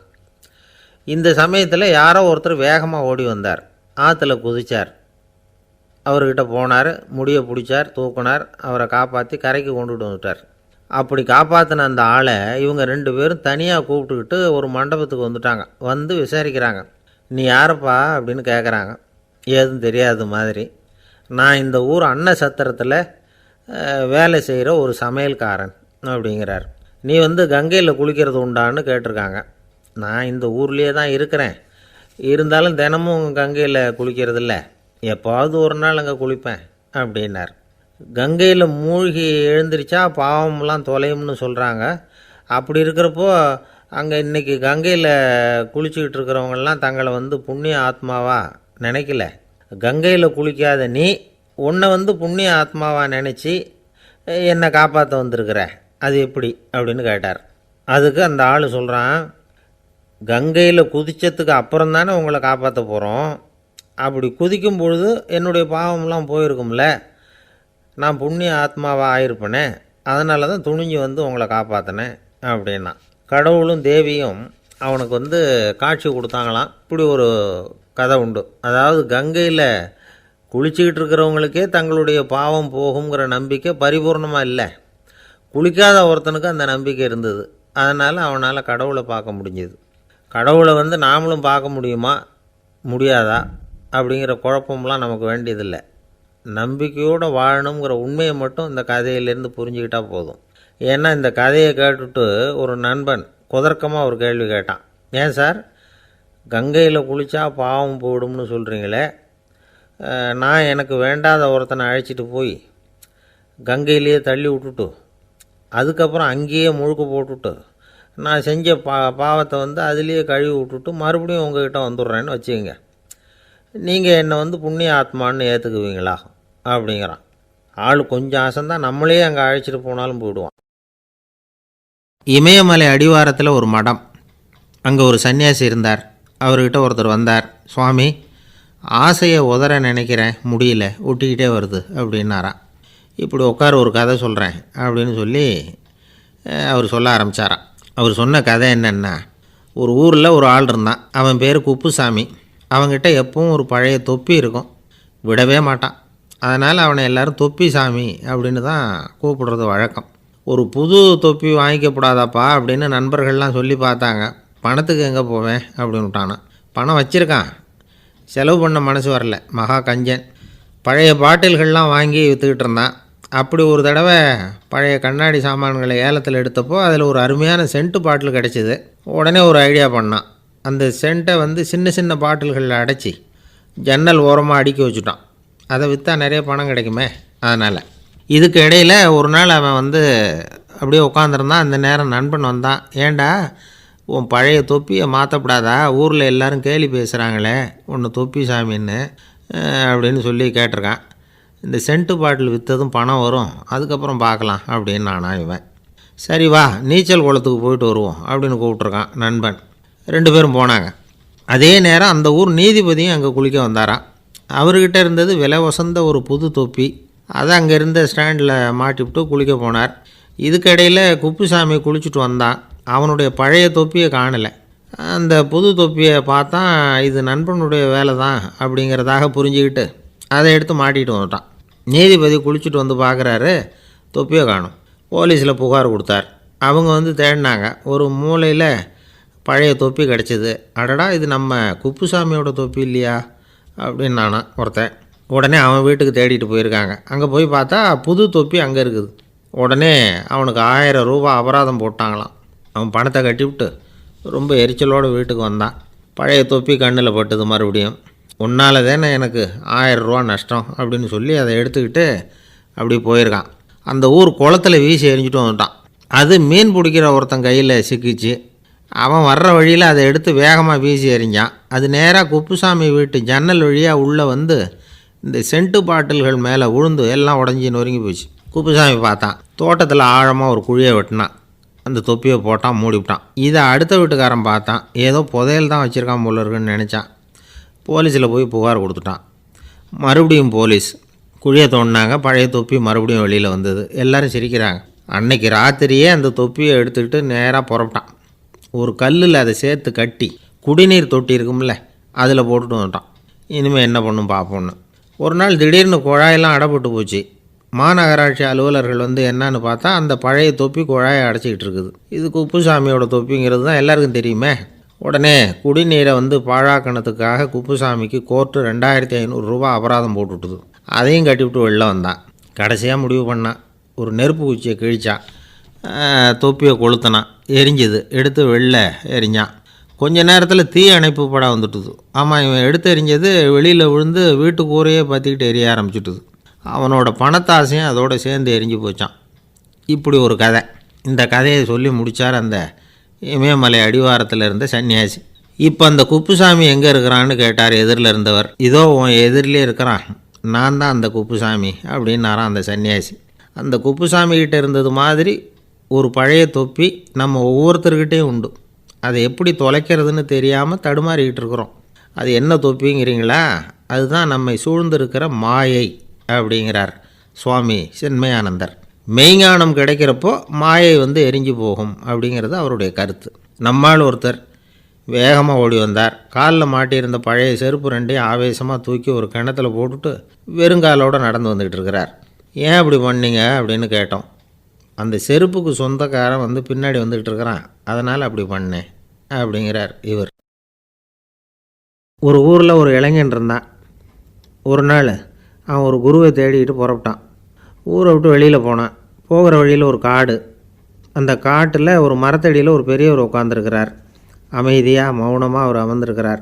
இந்த பெரியவரை விசாரிக்கலாம், குருவை தேடி கண்டுபிடிக்கிறதுக்கு இவர் ஏதாவது ஒரு வழி சொல்லி கொடுப்பார் அப்படின்னு நினச்சிக்கிட்டு அவரை நெருங்கினான். ஐயா, எனக்கு ஒரு குரு தேவை, எங்கே கிடைப்பார்? அவரை எப்படி அடையாளம் கண்டுபிடிக்கிறது? அதை பற்றி ஏதாவது விவரம் சொன்னீங்கன்னா நான் கண்டுபிடிச்சிக்குவேன் அப்படின்ட்டுருக்கான். பெரியவர் நிமிர்ந்து பார்த்தார். தம்பி, அது ரொம்ப சுலபம். அவர் வயசானவராக இருப்பார், என்னை விட சுமார் 30 வயசு அதிகமாக இருக்கும். அவர் ஒரு மரத்தடியில் தான் உட்காந்துருப்பார் அப்படின்ட்டுருக்கான். சரிங்க பெரியவரே, அது என்ன மாதிரியான மரம், எப்படி இருக்கும் அப்படின்னு கேட்டிருக்கான். பெரியவர் அந்த விவரங்களையும் சொல்லியிருக்கிறாரு. அது மட்டும் இல்லை, சந்திக்கிற நாள், நேரம், வினாடி முதற்கொண்டு எல்லா விவரங்களையும் துல்லியமாக சொன்னாராம். இவ்வளவு விவரங்களை இவரால் எப்படி சொல்ல முடியுது அப்படின்னு இவனுக்கு ஆச்சரியம். இருந்தாலும் அந்த பெரியவர் கடைசியாக ஒரு விவரம் சொன்னார். அது என்ன தெரியுமா? எப்படியும் நீ அவரை சந்திக்கிறதுக்கு ஒரு 30 வருஷம் ஆகும் அப்படின்னு சொல்லிவிட்டாராம். ரொம்ப நன்றிங்க பெரியவரே அப்படின்னு சொல்லிவிட்டு அந்த இளைஞன் புறப்பட்டுருக்கான். இப்போ அவனுக்கு குரு பற்றின விவரம் எல்லாம் கிடச்சிட்டுது, சந்திக்கிற நேரமும் தெரிஞ்சுட்டுது. ஆனால் 30 வருஷம் அவரை தேடி அலைய வேண்டியிருக்குமே. அவன் தேட ஆரம்பித்தான். காடு மலை எல்லாம் சுற்றி அலைஞ்சான். பல வருஷங்கள் தேடினான், அழுத்து போயிட்டான். கடைசியில் அவனுக்கும் வயசாகிட்டுது. கடைசியில் தன்னுடைய சொந்த ஊருக்கே திரும்பி போய்கிட்டு இருந்தான். அங்கே ஒரு மரத்தடியில் அவன் தேடிக்கிட்டு இருந்த குருநாதர் கிடைச்சார். யார் அவருன்னா, 30 வருஷத்துக்கு முன்னாடி வழி சொல்லி கொடுத்தாரில்ல அதே பெரியவர். அவருக்கு இப்போ 30 வயசு அதிகமாக இருந்தது. அதே மரம். அன்னைக்கு பெரியவர் சொன்ன அடையாளம் இப்போ பொருத்தமாக இருந்தது. இப்போ அந்த பெரியவர் சொன்னார், சரியாக வந்து சேர்ந்துட்டேன், வா, உனக்காக தான் நான் இவ்வளவு காலமும் காத்துக்கிட்டு இருந்தேன் அப்படின்னாரான். என்ன சொல்கிறீங்கன்றிருக்கான். 30 வருஷத்துக்கு முன்னாடி என்கிட்ட வந்தியே, அப்போவே என் காலம் வந்து முடிஞ்சு போயிருந்தது. அப்போவே என்ன உனக்கு அடையாளம் தெரியல, அதனால் இவ்வளவு காலம் உனக்காக காத்துட்ருக்கும்படி ஆகிட்டுது அப்படின்னாரான். ஐயா, அப்போவே நீங்கள் சொல்லியிருக்கலாமே, இதுதான் 30 வருஷம் கழித்து நீ சந்திக்க போகிற இடம், நான் தான் உன்னுடைய குரு அப்படின்னு சொல்லியிருக்கலாமே அப்படின்ட்டுருக்கான். அந்த பெரியவர் சிரிச்சுக்கிட்டே இதுக்கு பதில் சொன்னாராம். நான் எவ்வளவோ விவரமாக தான் சொன்னேன், நீ சரியாக புரிஞ்சிக்கல. காரணம், அப்போது நீ போதுமான அளவுக்கு பக்குவம் பெற்றிருக்கவில்லை, அதனால் புரியும் சக்தி இல்லாமல் போயிட்டுதப்போ 30 ஆண்டு காலம் நீ அலைஞ்சி தெரிஞ்சிருக்கிற. அது காரணமாக இப்போ உனக்கு அந்த பக்குவம் வந்துட்டுது, அதனால தான் அடையாளம் காண முடிஞ்சுது, நானே உன்னுடைய குரு அப்படின்னாராம். இதிலேருந்து என்ன தெரியுதுன்னா, ஆன்மீகத்தில் மாணவனாக சேர்றதுக்கு கூட ஒரு பக்குவத்தன்மை தேவைப்படுது. ஒரு பெரிய ஞானி, அவர்கிட்ட சீடனாக இருக்க ஒருத்தன் வந்தான், எதிரில் நின்னான். ஞானி அவனை வெகு நேரம் உற்று பார்த்தார். அப்புறம் சொன்னார், சீடனாக இருக்கிறது ரொம்ப சிரமம்னார். நான் தயாராக இருக்கிறேன்னா. அது இன்னமும் சிரமமாச்சே, இங்கே வந்து குருவாக இருக்கிறது மட்டுமே சுலபம் அப்படின்னாராம். அப்படின்னா நான் குருவாகவே ஆகிடுறேன் அப்படின்னானா. இது போலவே இந்த காலத்தில் கதை ஒன்று உண்டு. ஒரு பள்ளிக்கூடத்தில் வகுப்பு ஆசிரியர் மாணவனை திட்டிக்கிட்டு இருந்தார். டேய், நீ 100க்கு 10 மார்க்கு தான் வாங்கிக்கிட்டு இருக்க, இவ்வளவு மோசமாக நீ படித்தா கடைசியில் மாடு மேய்க்கிறது கூட லாய்க்கு இல்லாதவனா ஆகிடுவேன், அதுக்கப்புறம் என்ன செய்ய போகிறேன் அப்படின்னாராம். பையன் தலையை சொரிஞ்சிக்கிட்டே சொன்னானா, சார் அப்படின்னா ஒன்று செய்கிறேன் அப்படின்னானா. இவர் கேட்டிருக்கார், என்ன செய்ய போகிறேன்னு. வேறு என்ன சார், உங்களை மாதிரி ஒரு ஆசிரியர் ஆகிடுறேன் அப்படின்னானா.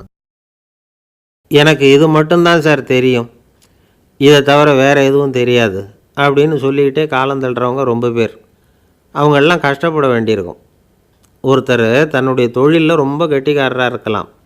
அதுக்காக எப்பவும் அதே ஞாபகத்தில் இருந்துக்கிட்டு உலகியல் அறிவு இல்லாமல் இருந்துடக்கூடாது. அது ஆபத்து. இதுக்காக நம்ம தாத்தா பாட்டிலாம் ஒரு கதை சொல்லுவாங்களே, கேள்விப்பட்டிருக்கீங்களா? ஒரு சமயம் ஒரு 4 பேர் சேர்ந்து வெளியூருக்கு பிரயாணம் போனாங்களாம். அந்த 4 பேர் எப்படி தெரியுமா?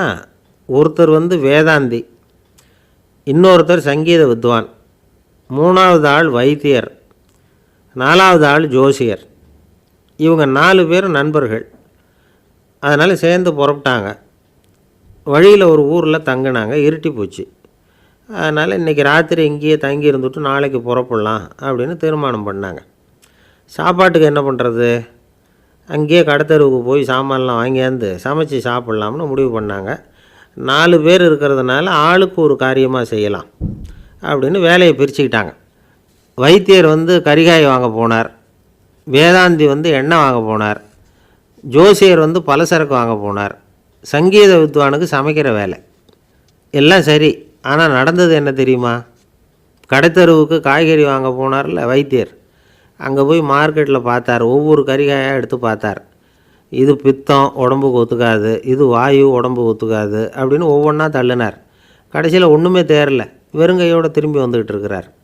எண்ணெய் வாங்க போனார் வேதாந்தி, அவர் ஒரு தொன்னையில் எண்ணெயை வாங்கினார். பேசாமல் அதை எடுத்துகிட்டு வர வேண்டியது தானே, முடியல.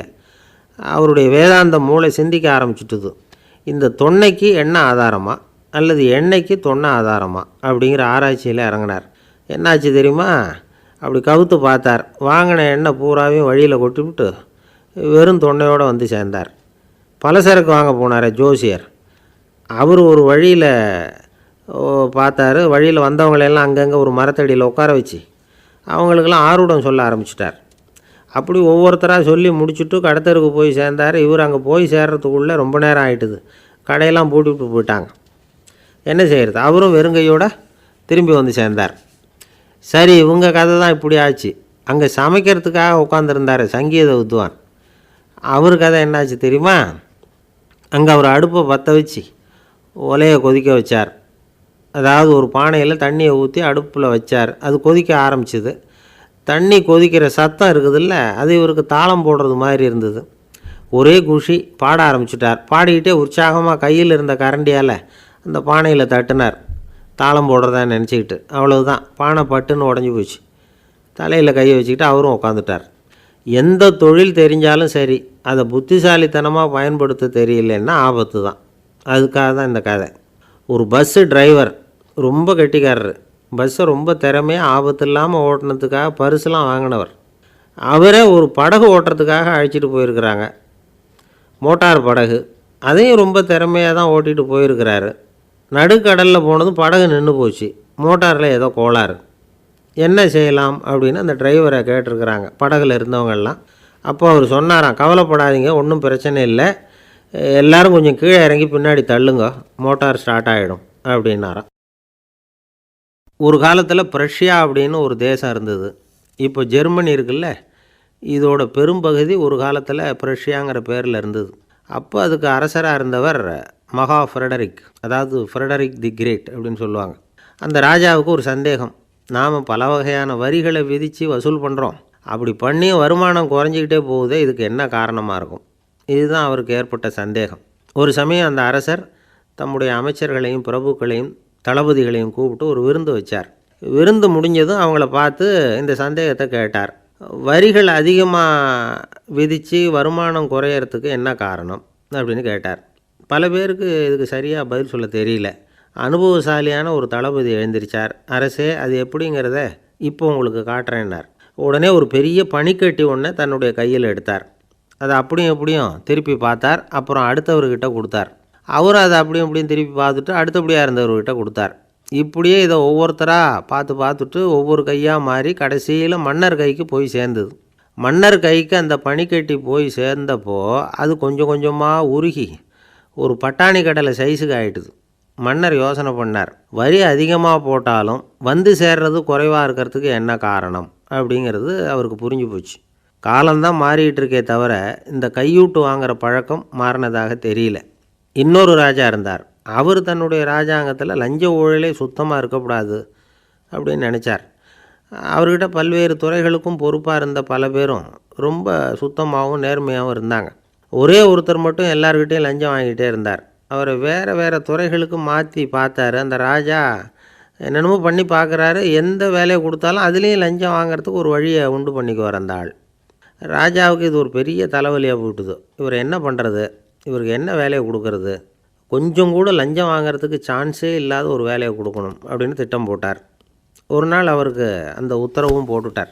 அதாவது அவருக்கு என்ன வேலைன்னா, கடற்கரையில் தான் அவருக்கு ஆஃபீஸ். அங்கேயே இருந்துக்க வேண்டியது.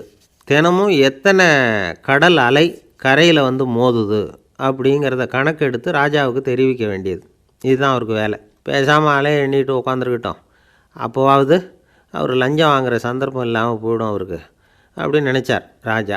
இந்த ஆள் கடற்கரைக்கு போய் டியூட்டியில் ஜாயின் பண்ணிக்கிட்டார். ஒரே மாதத்தில் அங்கே சொந்தமாக ஒரு பிரம்மாண்டமான மாளிகை கட்டி விட்டார். ராஜாவுக்கு இது பெரிய ஆச்சரியமாக போச்சு. அலையை என்ற வேலையில் அந்த ஆள் எப்படி பணம் சம்பாதிச்சார் அப்படின்னு விசாரித்து பார்த்தார் அக்கம் பக்கத்தில்.